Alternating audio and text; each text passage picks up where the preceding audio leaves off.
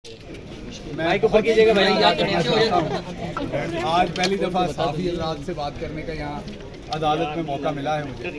तो जिस तरीके से आप लोगों ने जब कई दफ़ा मेरे वकला भी नहीं पहुँच पाते थे, टाइम को आगे पीछे किया जाता था, तो मेरे लिए सारी बात है, मीडिया में 4 साल से कर रहा हूँ, लेकिन वो एक नई लर्निंग थी मेरे लिए कि सहाफ़ियों की ड्यूटी कितनी मुश्किल है कि जब मेरे कई दफ़ा वकला भी टाइम पे नहीं पहुँचे तो सहाफ़ी मौजूद होते थे।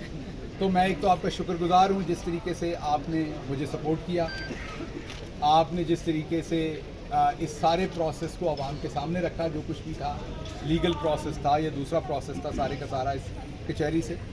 मैं केस पे ज़्यादा बात इसलिए नहीं करूँगा कि हाई कोर्ट का इसमें बड़ा वाज़ेह अहकामात हैं कि जो भी सब जुडिस मामलात हैं उस पर बात नहीं करनी।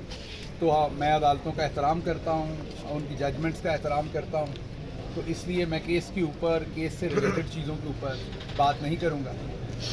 ये ज़रूर है कि आने वाले वक्त में आपके सामने चीज़ें रखेंगे जिस तरीके से मेरे केस के अंदर जो बातें मैंने नहीं कहीं वो मेरे साथ एडिट करके मेरी तमाम बातों को अपनी मर्ज़ी का रंग दे के जो मेरे गले डाल दी गई, वो सारी बातें जैसे जैसे चलेगी प्रोसीडिंग अदालत के अंदर आपके सामने वो चीज़ें आती रहेंगी, लेकिन मैं उस पर बात फ़िलहाल नहीं करना चाहता। जैसा मैंने आपको कहा कि वो सब जुडिस है। मैं यहाँ पर जैसे मैंने मीडिया के दोस्तों का शुक्रिया अदा किया है, मैं वकला का भी शुक्रिया अदा करता हूँ जिन्होंने इस पूरे प्रोसेस में ऐसे वकला भी थे जिनका हमारी जमात से कोई लेना देना नहीं था, लेकिन एक वकील होने के नाते, जस्टिस के कस्टोडियन होने के नाते उन्होंने साथ दिया, उनका भी बहुत शुक्रिया है। उसके साथ साथ जो हमारी पीटीआई के लोग हैं, हमारी बहनें हैं, हमारे वर्कर्स हैं, हमारे आईएलएफ के लोग हैं, दूसरे तमाम लोग हैं, उन सब का भी बहुत शुक्रिया अदा करता हूँ इस सारी सपोर्ट में, इस सारी जगह पर आने का। जो बात करूँगा वो थोड़ी सी बात करूँगा कि जो कुछ मुल्क के अंदर हो रहा है, एक तरफ मुझे आप ज़्यादातर मौला जट ही समझते हैं और जानते हैं, लेकिन उसके साथ साथ मेरा एक और तारुफ है जिसको ना कभी मुझे मौका मिला आपको बताने का, ना माहौल था। जब से आए हैं जंगो जदल ही है कि मैंने पीएचडी किया लीडरशिप के अंदर, उसके बाद मैंने पोस्ट डॉक्टरेट किया जो पीएचडी के बाद किया जाता है, वो भी लीडरशिप के अंदर किया, और मैं अमेरिका की दूसरी बड़ी यूनिवर्सिटी में 1 दहाई से ज़्यादा वहाँ प्रोफेसर के तौर पर पढ़ाया और हज़ारों से ज़्यादा मेरे वहाँ पर स्टूडेंट्स हैं। मेरी वो नौकरी थी जो शायद ही कोई पाकिस्तानी ड्रीम कर सके, स्पेशली मेरी तरह का पाकिस्तानी। ये मेरे रिश्तेदार खड़े हैं बहुत सारे गांव से आए हुए हैं, जो हमारे अभी भी वहाँ टाट स्कूल ही हैं।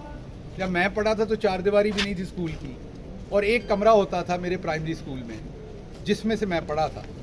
हम 30 की क्लास थी, उस 30 की क्लास में से हम 3 लोग हाई स्कूल गए थे, और फिर उसी 30 की क्लास में से मैं अकेला था जो कॉलेज गया था। तो जब मैं वहाँ से निकल के, और हमारी जो क्लास होती थी ना, वो एक दरख्त के नीचे होती थी, क्योंकि कमरा एक था, 5 क्लासेस थी। तो जैसे जैसे सूरज घूमता था हमारी क्लास भी मूव होती थी, क्योंकि वो धूप दरख्त की जो है वो आगे पीछे होती थी। तो वहाँ से निकल के जब मैं अमेरिका की दूसरी बड़ी यूनिवर्सिटी,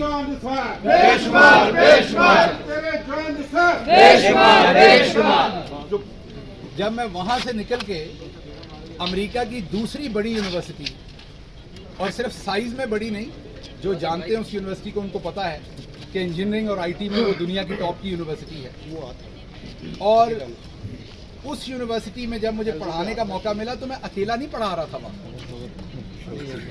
मेरे साथ वो मेरे गांव के पूरे 30 के 30 लोग खड़े होकर वहाँ पढ़ा रहे थे, क्योंकि हमारे जैसे लोगों के लिए वहाँ पहुँचना बहुत मुश्किल है। हम देहाती लोग हैं, काश्तकारी हमारा काम है, ना हमारे पास कोई महंगे स्कूल थे, ना हमें मुंह टेढ़ा करके अंग्रेज़ी बोलनी आती थी। हमें तो पहले अंग्रेज़ी सीखनी पड़ती थी जाके 6ठी जमात में, अभी लिखना सीखते थे थोड़े दिन, उस पर डंडे पड़ते थे, पता चलता था अभी बड़ी एबीसी लिखी है, अभी छोटी एबीसी भी लिखनी सीखनी है।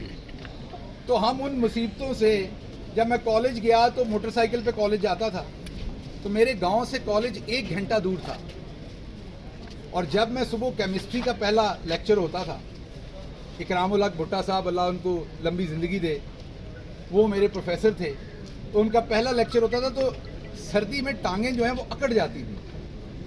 تو جو شہر سے لڑکے آتے تھے وہ پڑھنا شروع کرتے تھے اور ہم پہلا آدھا گھنٹہ جو ہے وہ کسی آگ کے سامنے کھڑے ہو کے اپنے ہاتھ اور ٹانگیں سیدھی کرتے تھے. تو ان حالات سے نکل کے میں پروفیسر بنا, اور پروفیسر بھی میں کسی ایسی یونیورسٹی میں نہیں بنا جس طرح کی بہت سارے جال ساز یہاں پھرتے ہیں. میں نے آپ کو بتایا کہ امریکہ کی دوسری بڑی یونیورسٹی میں پروفیسر بنا, اور میرے لیے میرے وہ جو 7 گاؤں ہیں ان سب کے لیے وہ فخر کی بات ہے. اس کے بعد یہاں پر کرپشن کر کے یہ لوگ پیسہ کماتے ہیں, میں دوبارہ ریپیٹ کر رہا ہوں, جتنے عام ایم این ایز, عام ایم پی ایز, ان کا ڈریم ہوتا ہے, یہ ابھی ووٹ بکے تھے, لوٹے ہوئے تھے, جتنے پیسے لے کے یہ لوٹے ہوئے تھے نا, وہ میں 3-4 مہینے میں مجھے یونیورسٹی اتنے پیسے دیتی تھی, سال کی بات نہیں کر رہا. وہ سب کچھ چھوڑ کے میں عمران خان کے کاز پر اس کے پیچھے آ کے کھڑا ہوا, اصل میں پاکستان کے لیے کھڑا ہوا. اصل میں جو میں نے دیکھا کہ جس طریقے سے پاکستان کو پوری دنیا میں تنقید کا نشانہ بنایا جاتا ہے, پاکستان کے بارے میں ایک نیگیٹو اورا تھا پوری دنیا کے اندر, 9/11 کے بعد بنا. میں نے امریکہ میں رہتے ہوئے اسے دیکھا, دل دکھتا تھا اس چیز سے. اپنے خواب چلے سارے نہیں تو کچھ نہ کچھ جی لیے تھے, تو لگا کہ اب اپنے گاؤں والوں کے لیے, اپنے لوگوں کے لیے, اپنے ملک کے لیے واپس جا کے کروں, واپس جا کے کام کروں. تو یہ سارا سفر میں یاد کر رہا تھا جب اس دن میں بغیر کسی چٹائی کے فرش پہ وہ جو تصویر آپ نے دیکھی تھی میری حوالات کے اندر, تو آپ نے دیکھا ہوگا کہ میری آنکھیں کچھ سوچ رہی تھیں. تو وہ ٹارٹ اسکول سے, اس یونیورسٹی سے اس حوالات تک کا پورا سفر سوچ رہی تھی.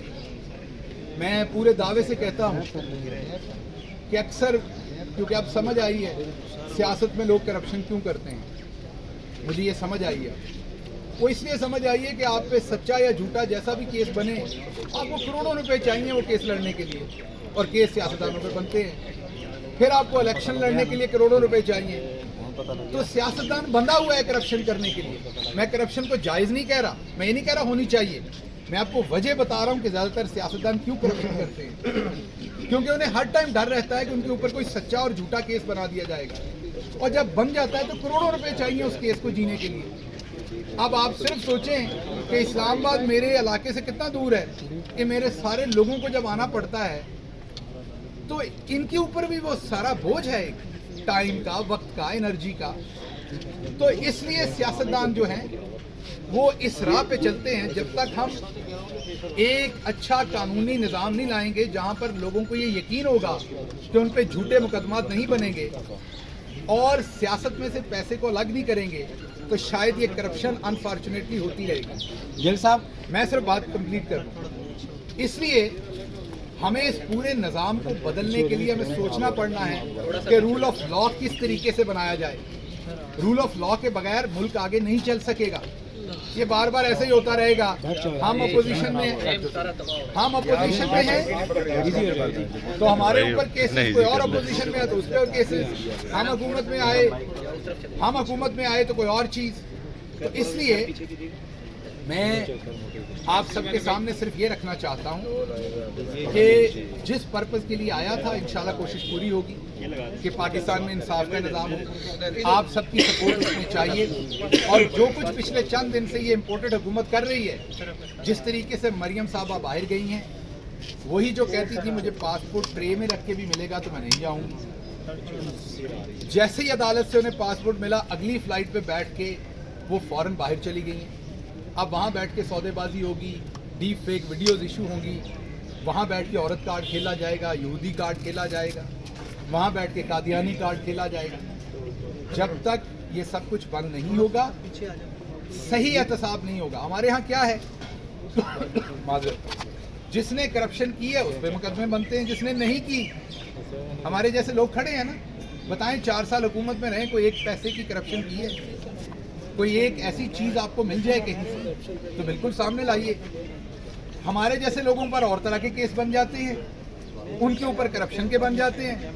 اینڈ آف دا ڈے ایک عام شہری کو سارے ایک ہی جیسے لگتے ہیں. میں بھی مجرم بن کے کھڑا ہوں یہاں, جنہوں نے اربوں روپے لوٹے وہ بھی مجرم بن کے انہی عدالتوں میں آتے ہیں, ان کے بھی پیچھے ایسے ہی نعرے لگتے ہیں, وہ بھی وکٹری سائن بناتے ہیں. میرے جیسے کے پیچھے بھی ایسے ہی نعرے لگتے ہیں, ہم بھی وکٹری. تو عام گھر میں بیٹھا بندہ سوچتا ہے, ایک سیکنڈ میری جان, لوگوں کو لگتا ہے کہ یہ سارے ایسے ہی ہیں, سارے پہ مقدمے بندے, یہ ساری کرپٹ ہے.